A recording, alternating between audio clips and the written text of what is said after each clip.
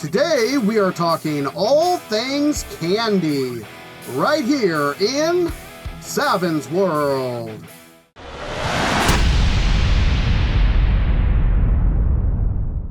Welcome, ladies and gentlemen, to Saven's World, the gaming channel for all things 7 Days to Die. Now, if you are ready to learn all things 7 Days to Die and take your 7 days gameplay to the next level, be sure to hit that subscribe button and turn on notifications so you do not miss a single one of our tutorial videos. Today, we are talking all things candy. In the recent Alpha 19 update, the Fun Pimps have introduced candy into 7 Days to Die. The various candies are food items that will boost your stats for a short period of time. Each candy offers unique buffs which can be very beneficial in certain scenarios. So we are going to take a look at each one of these candies to see exactly what they do. So let's head inside and let's get to it. There are a total of 11 new candies that have been introduced into 7 Days to Die. What I did is went ahead and kind of separated them out into two separate categories. There are combat candies, or combat-related candies, and then non-combat candies. So what I'm going to do is I'm going to separate this out into two different parts. So today, we're going to be talking about the second set, the non-combat candies. The first candy on our list today is Sugar Butts. This candy will give you plus 10% bartering for a duration of 10 minutes. It also gives you 5 food. Sugar Butts is an excellent candy to use when you are making your trader runs.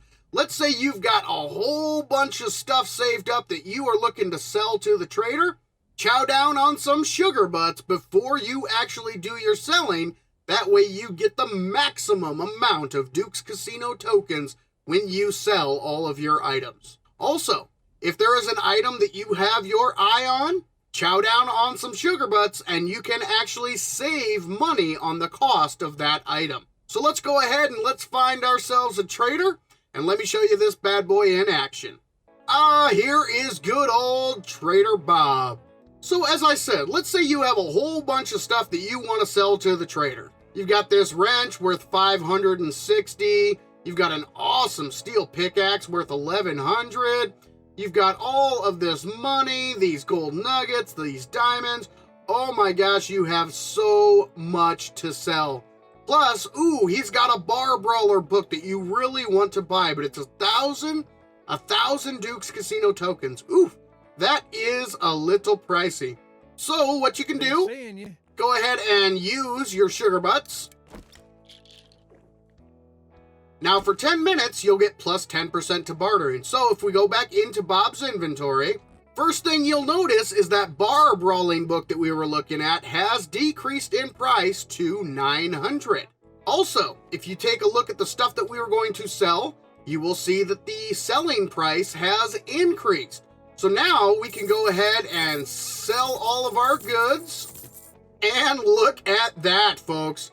Sold all those goods, made ourselves 165,000.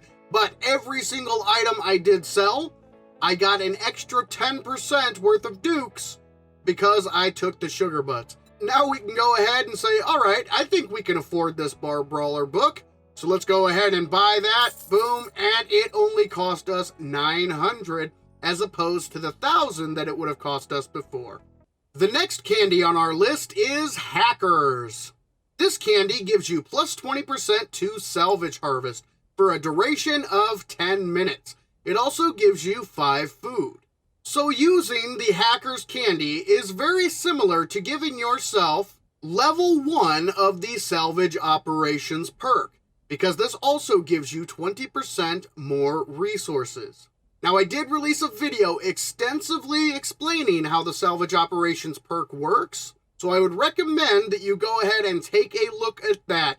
That will also explain exactly how the Hackers candy works as well. So if you want to see exactly how the salvage operations works and exactly how the Hackers candy works, go ahead and click that little icon in the top right corner of your screen and take a look at my salvage operations video. The next candy on our list is Jailbreakers. This candy gives you a lock-picking success of 100% for 10 minutes. It also gives you 5 food. This candy will guarantee that you will never break a lockpick. To demonstrate how the Jailbreakers works, I went ahead and came to the firehouse. This has 2 identical gun safes in the same room, so we'll be able to demonstrate breaking into a safe without the Jailbreakers and breaking into a safe with the Jailbreakers. So first up, this is without the candy.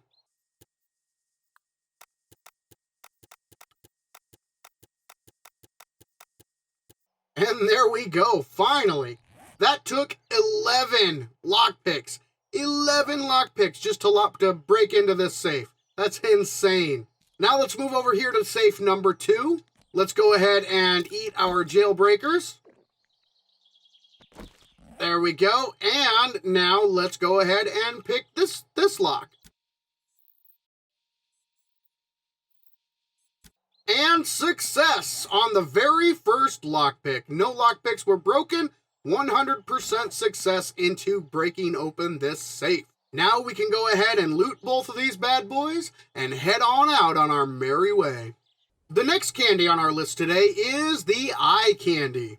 Eye candy gives you a loot bonus of +5, a loot bonus of +10% for a duration of 5 minutes, and it also gives you 5 food. Now there is a lot of debate and controversy surrounding this candy, for the simple fact that in Alpha 19, 7 Days to Die introduced a brand new loot progression system. And unfortunately, folks, I am not 100% sure exactly how that loot progression system works. If any of you have tested this and figured out exactly how the loot progression system works, please let me know in the comments below, because I am very, very curious. There is, however, a leading theory on exactly how loot progression works. And that theory is loot progression is tied directly to your game stage. Now, whether or not your game stage equals your loot progression stage, that has yet to be determined. I have yet to find anybody out there who can tell me definitively for sure whether game stage and loot progression are the same. So if your game stage is level 10, does that mean your loot progression or your loot tier is set at 10? Also, what are the different tiers? What are the cutoff points? See, unfortunately, again, like I said, this has not been adequately explained, and it's a very, very difficult thing to test. Again, if there's anybody out there who knows exactly how this works, please let me know. I would really, really love to know exactly how loot progression works. But in order to explain the eye candy, I am going to go off the leading theory of how this candy works. So your loot progression is supposedly tied to your game stage. As your game stage increases, you reach different tiers of loot. So what eye candy does, according to the leading theory, is the first loot bonus here adds to your loot progression score. So let's say your loot progression score was 10. This would give you an extra 5, giving you a loot progression score of 15. The second loot bonus section here, plus 10%, adds to the amount of loot you get.